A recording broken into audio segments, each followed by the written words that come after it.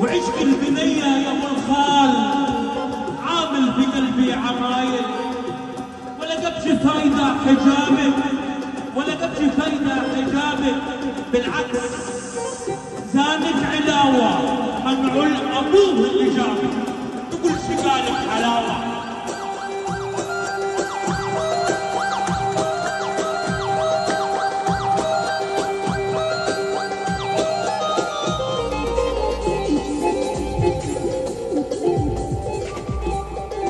ويا بنتي جملك هبشني والهبشقات في الحبايا رمان، خدك دوشني خلى فطوري عشايا. هو يا بنتي جملك هبشني والهبشقات في الحبايا ورد خدك دوشني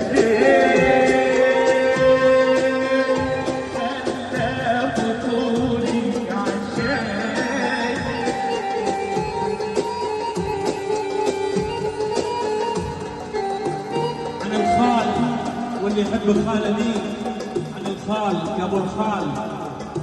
قول ابو خطاب عاوز تماشي الولد اسال على خاله، عاوز تماشي الولد اسال على خاله، هات له اب نظيف ينتسب مع خاله، ده مهما عمل الولد حيقول الفعل من خاله، ده مهما عمل الولد حيقول الفعل من خاله.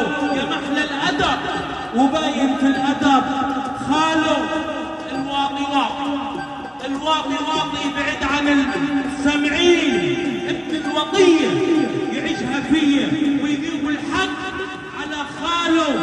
يبقى قبل ما تختار ولا تختار اختار لولدك خال. لو في يوم الظهر مال حيلاقي في الظهر خال، والظهر يعني خال، وكل من له ظهر لا ينضرب واللي هو خال. فخلخلت خلقينه خلخالها فتبين من العفة حسنها، فسألنا عن أبيها وخالها إن سألوك عن الخال يا أبو الخال فصف لهم الخال.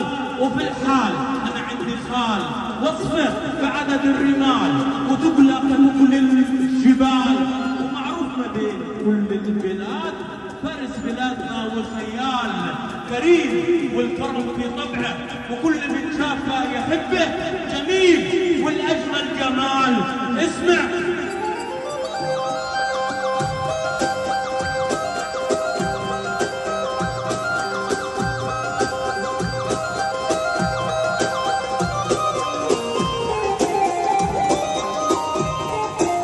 عشان الكويت، عشان الكويت،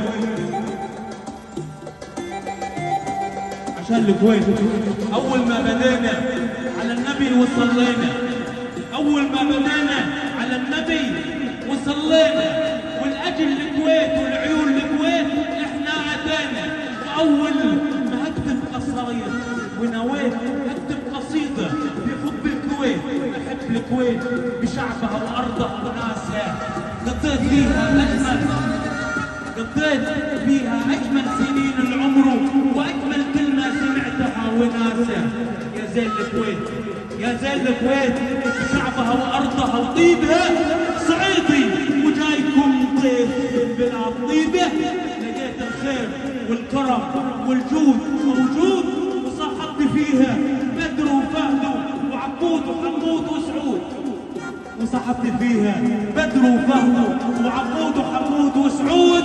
سعود من صاحبنا العود كان يحب الكويت حب بلا حدود، وكان يحب من يحب الكويت، وكان يعادي من يعادي الكويت. سألني يا ابو خطاب تحب الكويت؟ فقلت لو ما احب الكويت كان ما دشيت البيت، ومهما قلت ومهما حكيت صرحوا في لك حبي للكويت، فيها حبيت وحبيت.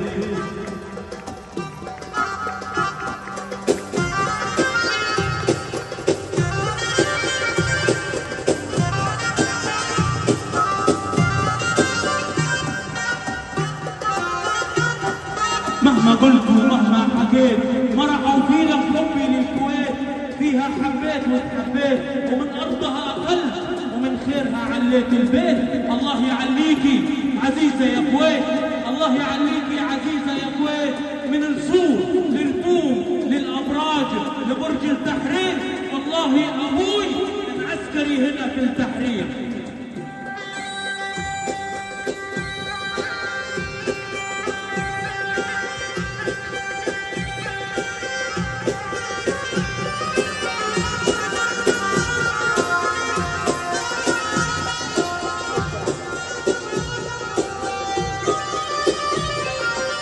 والله ابوي كان عسكري هنا في التحرير، ولما سالته ليش وكيف الكويت، قال لي الكويت هم من سبقونا في 73 وراح منهم 37 شهيد، وكان في منهم قوه اسمها قوه الجهره، كنت اشوفهم في الحرب يجنون للجمره، وقوه ثانيه اسمها قوه المغاوير، شفت بعين اليهودي كان يشوفهم ويطير، ظلوا معنا لحد التحرير.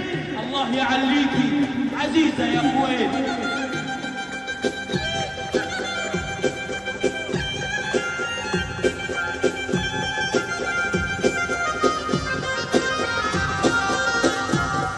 تحياتي للجميع، كان معكم عبد خطاب الشاعر، السلام عليكم.